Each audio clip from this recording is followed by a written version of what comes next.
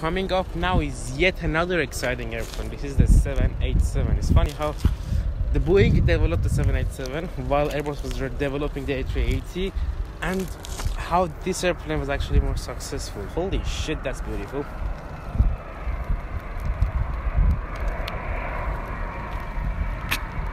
Look at the, oh my god.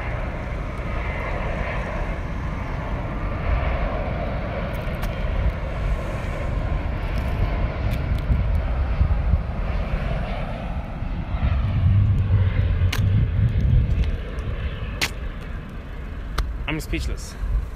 Nope, not that. No, yeah, that one.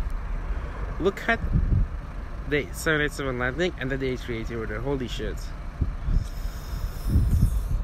I'm sure the 787 pilots are kind of really fond of the view of the